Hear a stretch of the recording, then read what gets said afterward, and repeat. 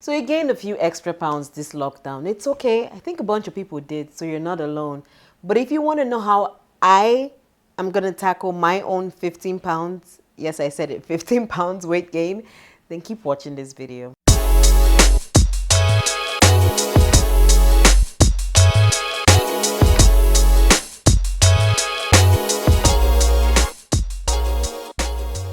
What's up, beautiful people? It's your girl SSG. Welcome to my channel. If you're new here, then make sure to hit like and subscribe. If you like anything that has to do with styling, restyling one item multiple ways, upcycling, and lifestyle content. And if you're a returning viewer or subscriber, then kisses to you and welcome back. So if you're subscribed to my channel and you've been watching my videos, you would know that today's video is very different from what I typically post. Like ever since I started YouTube, I have been posting a lot of style content, which is still what my page is geared towards predominantly. But there's also a lot of very nice lifestyle content that I would like to share with you. So if you came to my page for style content, please don't be discouraged. There's still a lot of style content coming your way, but I feel like I should share this with you because you never know who is going to benefit. So before we continue, I just want to clarify some things. Like when it comes to weight loss, it's not just about the aesthetic and how you look on the outside, but making conscious efforts to live a healthier lifestyle every day and loving your body both inside as much as you love it on the outside. Now, before we go ahead, again, because I know somebody might bring it up in the comments, I'm like, oh, being bigger doesn't make you unhealthy. I'm not saying that. What I'm saying is, how do you feel inside? I can tell you like a bunch of plus size, bigger, thicker queens that are probably 10 times healthier than I am right now. It's not about being big. I'm talking about myself and how I feel inside. So when it comes to any kind of weight loss or like dieting, I typically do them to like jumpstart my journey to a healthier me. I found out that I haven't really tried a lot of diets, but one that I know that really works well for me is the keto diet. So I assume by now everybody, even if you're living under a rock, I believe everybody knows what the keto diet is about. But let's assume for all intents and purposes, we don't know what keto diet is. We've never heard about it before. I'll just give a brief description of what it is in my terms, layman's terms. There's obviously a lot of research material out there. There's also a lot of like blog posts, publications that you can read to get more in-depth knowledge on what the keto diet is.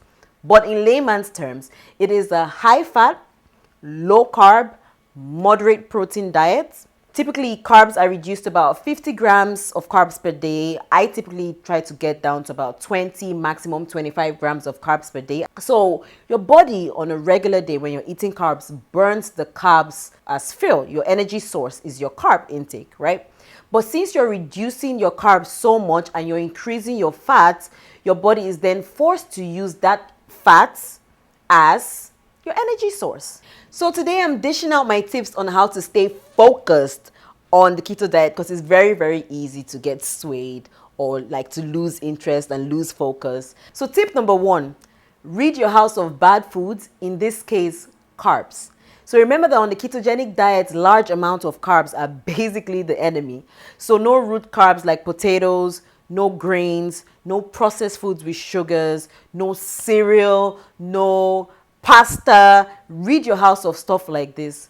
So in my case, I don't do the keto diet in perpetuity, right? I do it like 2 months, 3 months at a time. So if I have large amount of carbs, let's say I have a big box of rice, I'm not about to get rid of it. What I do is I can lock it away where I wouldn't have access to it until I'm done with my diet. But if it's in smaller quantities, what I do is I try to finish it before I start the diet. But if it's really small, I just get rid of it. Tip number 2, meal prep. As much as you can, don't eat out. You know the saying, if you fail to prepare, you prepare to fail. And not meal prepping is a sure way to fail at your diet. And I know it can be overwhelming, especially because you have to count like the very last calories, but trust me, it's very much worth it. So on the keto diet, I focus more on like the carb and the calorie counts. I don't really care much for the protein counts or the fat counts. Like I said earlier, I typically try to stay under 20 grams of carbs per day or 25 grams max. For example, for this week, I made afang soup, which is a soup native to Nigeria, and I also made curry goat. Now I'll put the link to some nice recipes I found for both dishes in the description box below, so make sure to check that out if you're interested. So curry goat is typically made with like potatoes and carrots, but because I'm on a keto diet and potatoes are root carb that are not permitted and carrots have a lot of sugar, they're also like not permitted as much on keto, even if you can have them in moderation. I just tend to take both of them out, and so I stick with like the gravy or like the sauce of the curry goat, and I eat that with like cauliflower rice. So stick around to the end of the video because I'm going to show you guys how I calculate my calories. I'm going to show you my calorie count for this week, so at least you have an idea of what my intake of carbs and calories are per day when I'm on the diet. Tip number 3, dining out. Now, I would advise strongly against dining out as much as possible, but if it's absolutely inevitable, then I suggest that you plan ahead. Now, a good practice on planning ahead is to look for the restaurant's menu online. Luckily for us, we're in the age of the computer, so a lot of restaurants have like websites they put their menus on the websites. Now, if you don't find the restaurant's menu on the website, then you have websites like Yelp that are very helpful, where people like you and I have maybe visited the restaurant, taken a picture of the menu and put it online. Now, if you're so unlucky and you can't find any menu at all, then I suggest that when you get to the restaurant, make sure you take foods that closely mimic your diet as much as possible. Tip number 4, alcohol and soda on keto diets. Now, it goes without saying, too much consumption of alcohol is not the best for you. But if you must absolutely have alcohol on your diets, then you're in luck, because the keto diet does allow you have a good amount of like hard liquor. So things like vodka, gin, rum, whiskey, tequila, some types of brandy, pure alcohols are good for you because they typically have 0 carbs. Again, if they are pure. Now, if you find out that they are too hard for you, what you can do is to mix them with like a diet soda. But be careful, because a lot of these diet sodas are made with like sugar substitutes, and the kinds of sugar substitutes that may not necessarily agree with your system. Okay, but if you're used to taking it, then you should be fine. Other alcohols you can take when it comes to like wines, you want to stick to like the dry options. So a nice glass of champagne is good for you. Good glasses of champagne contain about maybe 1 to 2 grams of carbs. But if you don't want champagne, you can do like dry red wine, dry white wine. They typically have about 2 to 3 grams of carbs per serving. Tip number 5, consider cravings. Honestly, I don't think that I would last in any kind of diet if I don't put my cravings into consideration.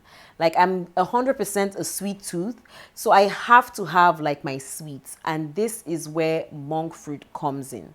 Now, I'm not going to go into much detail about what it is, but I'm just going to give you a brief introduction. There's a lot of information out there in the webverse on what monk fruit is, or sugar substitute is, or what sugar alcohol is. So if I find very good information, I'll put them in the link below. But just a brief introduction. So monk fruit is, like the name implies, a fruit named after the monks in some part of Asia. It has 0 carbs and 0 glycemic index, so it basically does not affect your blood sugar. It's typically mixed with sugar alcohol called erythritol, which also has very minimal effects on your blood sugar also. So they are both very good for diabetic patients and low carb dieters. Now, like I said, I'm not going to go into much detail about it. I will put links to like some other YouTubers, people that have been doing the ketogenic diet for a longer time than me and have done more research. I'll put the links to their videos on sugar substitutes in the description box below, so make sure to check that out. So my go-to brand for monk fruit is this brand, and I absolutely love it. I've tried different brands, but I really like this one, and I will also put the link to where I get it on Amazon in the description box below. In fact, what I'm going to do is I'm going to put a link to a blog that I use a lot when I'm on the keto diet. She has really interesting recipes. Tip number 6, get creative. Substitute, substitute, substitute. It's very easy to get bored when you're on a diet. So what I do is I don't limit my cravings. For example, if there's anything that I want to eat, what I do is I research the keto version of it, or I just experiment in the kitchen. And trust me, people are thinking. You'll be surprised what you find on the internet. Like, I've come across some recipes. I'm like, how did they do that? Like, how did they know it was going to work? And I use those recipes. This is the one way that you don't feel like you're missing out on anything at all, by substituting. Even if you're not on a keto diet, like replacing recipes that call for regular sugars with like monk fruit or erythritol goes a long way. Or replacing regular processed white flour, bleached flour with like almond flour, coconut flour, or if you're not on the keto diet, using oat flour instead of this bleached flour would really help you get closer to being a healthier version of yourself. One thing I discovered in my last keto stint that really worked wonders for me was discovering oat fiber. So oats are not allowed on keto, but this isn't the actual oats. This is the fiber from the oats. And on keto, what do we calculate, right? On keto, we calculate the net carbs. So your net carbs is gotten by deducting your dietary fiber from your total carbohydrates, and then you get your net carbs.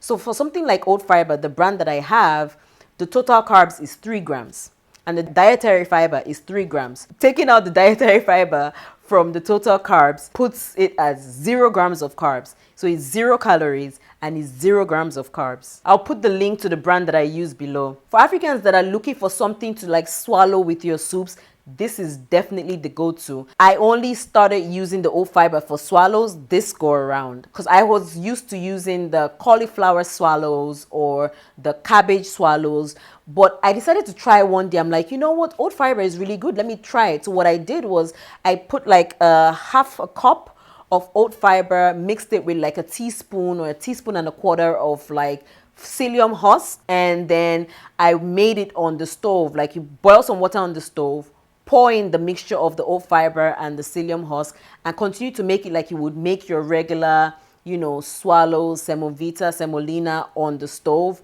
And that thing turned out amazing because I don't know about you guys, but when I tried to make like cauliflower swallow or like cabbage swallow, I would make like a full head of cabbage. I can barely get like half my palm. So having oat fiber retains that quantity and it's very, very filling. Tip number 7, hydrate. Hydrate. I can't stress this enough. Hydrate to avoid the keto flu. Now, keto flu is something that a lot of people experience, especially when they are beginners on the keto diet. It's that sick, lethargic feeling. Some people even experience like nausea, diarrhea, vomiting. It's just a god-awful feeling.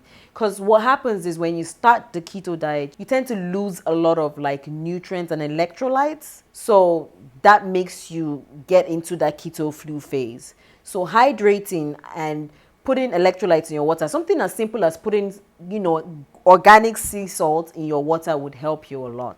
Tip number 8, supplements. Now this is the one I can't lie and say I take supplements all the time.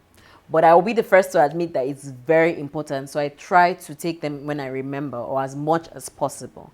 Now, like I said before, when you're just starting the diet, you tend to like lose a lot of electrolytes and you may lose some nutrients. So it's very advisable to take supplements for certain nutrients that you probably have lost. So some of the supplements I recommend are number 1, magnesium.